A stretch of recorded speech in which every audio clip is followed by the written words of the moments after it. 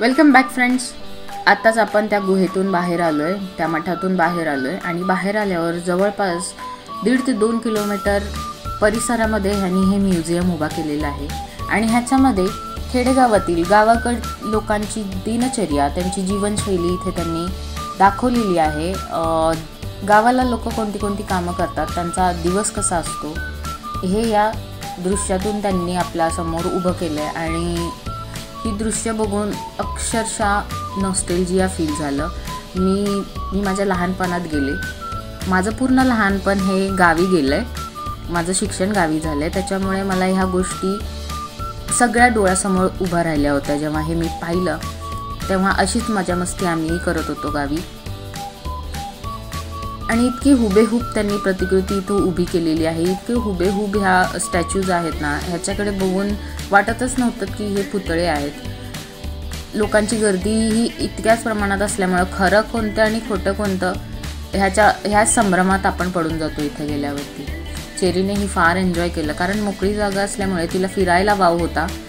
ती मनसोक्त फिरू शकत होती आणि तिला अशा नवीन ठिकाणी एक्सप्लोअर करायला फार आवडतं. नवीन ठिकाणी बघायला, नवीन लोक बघायला तिला खूप आवडतं. त्याच्यामुळे आम्ही खुश होतो या ठिकाणी येऊन. हे पहा, ती तिच्या मित्राला बघत होती इथून. जो डॉगीचा स्टॅच्यू आहे तो उभा केलाय.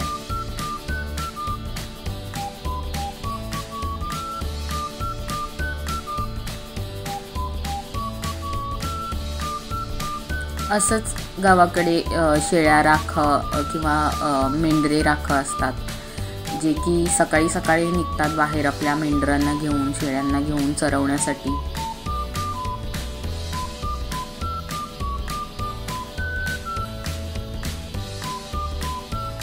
हे सगळं मी अनुभवलेलं आहे. आणि आम्ही इतके लकी आहोत की आमची पिढी अशी होती की ज्यांनी हे सगळं पाहिलं आहे. मी गावी राहून हे अनुभव केलं आहे, ह्याचा मला फार आनंद आहे.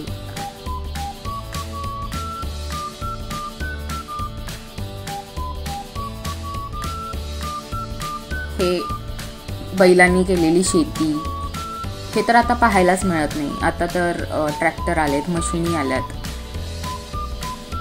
जेव्हा आम्ही लहान लहान होतो तेव्हा शेतात पेरणी करायला जात होतो, तेव्हा बैल यायची, मजा यायची त्यावेळेला.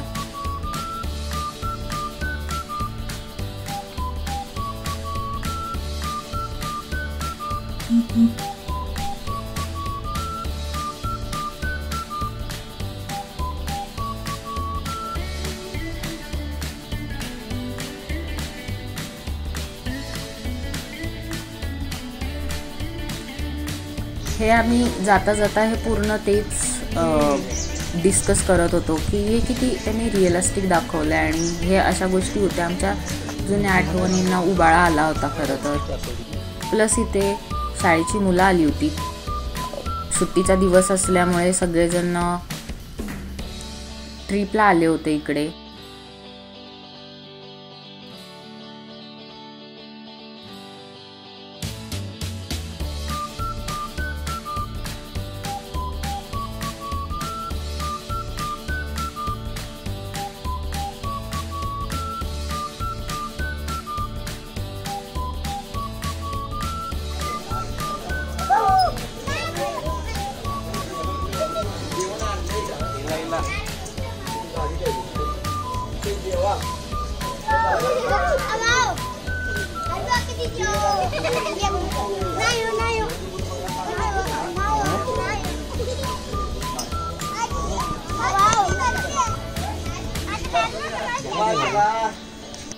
अशाच फार गोष्टी इथं पाहण्यासारख्या आहेत.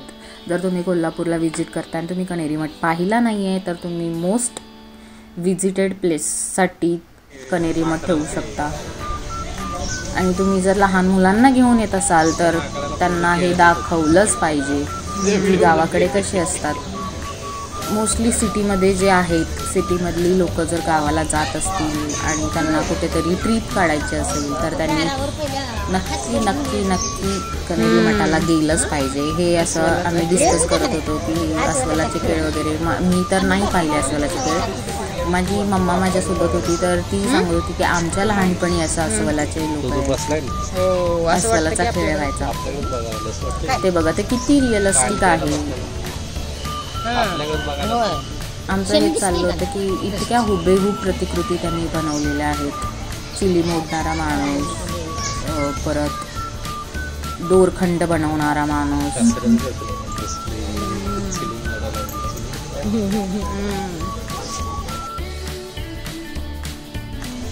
ही बघा. आणि ही त्या ठिकाणी जायची जिथे तिच्या सारखे होते. किती छान आहे. हुबेहूब डॉग त्यांनी बनवला आहे. गावाकडे बेल्टला ते काटे.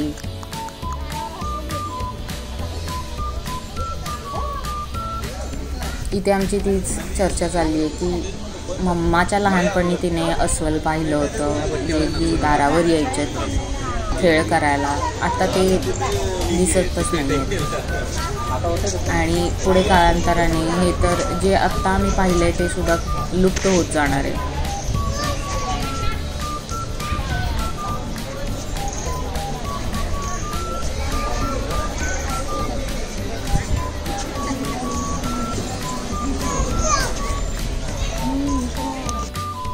आणि अगेन फॅन मुवमेंट. लोक येऊन तिच्याबरोबर फोटो काढत होते, व्हिडिओ काढत होते. खूप छान वाटतं जेव्हा चेहरीमुळे कोणाच्या तरी चेहऱ्यावरती स्माईल येतं ना. खरंच ही गोष्ट बघून मला खूप आनंद होतो. इथे सुशांत चेहरीचे डॅडा पैसे मागत होता त्यांना एका फोटोचे 20 रुपये.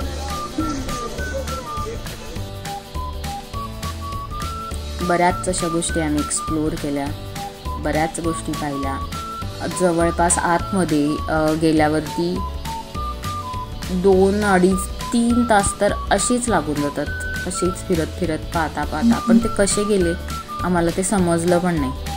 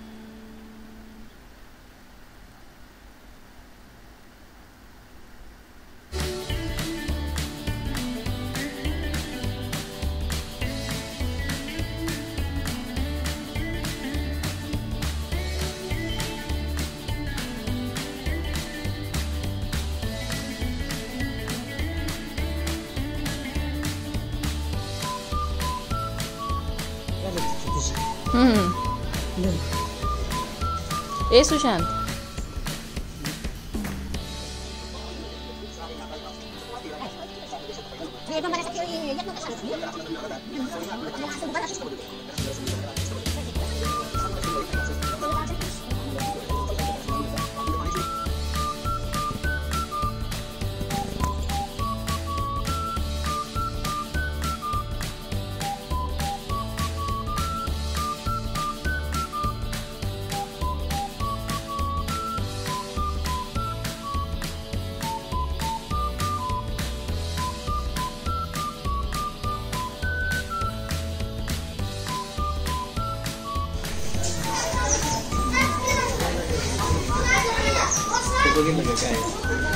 फेअरवेल पाठवणी. अच्छा, हे विदाई विदाई. बघ ना ते कसं दाखवलं.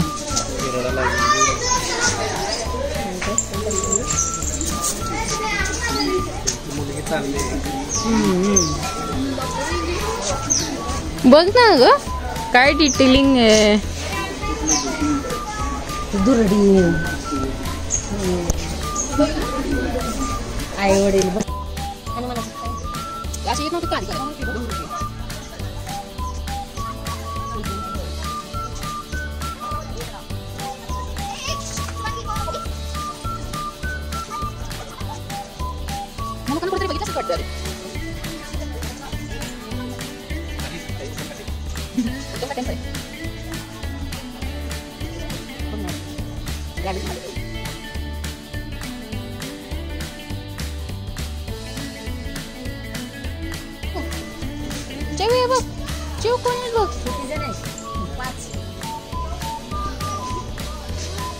सेम चेरी सारखेच आहेत.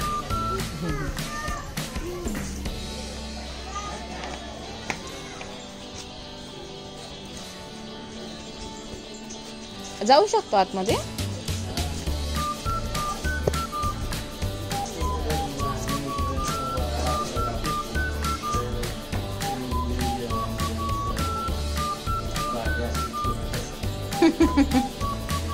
सगळं आठवत असेल ना तुला. बघ बाळाला आंघोळ कशी घालते.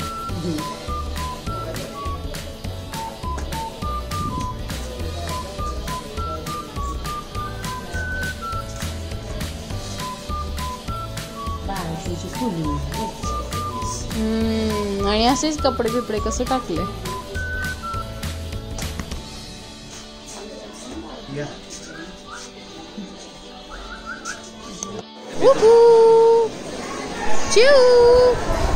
शेवटी आम्ही इथे जेवायला थांबलो. तिथेच नाश्ता सेंटर आहे, तिथे आम्ही नाश्ता करायला थांबलेलो. जेवण अगदी ठीकठाक आहे, तुम्ही बाहेर जाऊन पण करू शकता. आम्ही जस्ट स्नॅक्स घेतलं इथे आणि ह्या दोघांची मजा मस्ती झाल्यावरती आम्ही तिथून निघालो.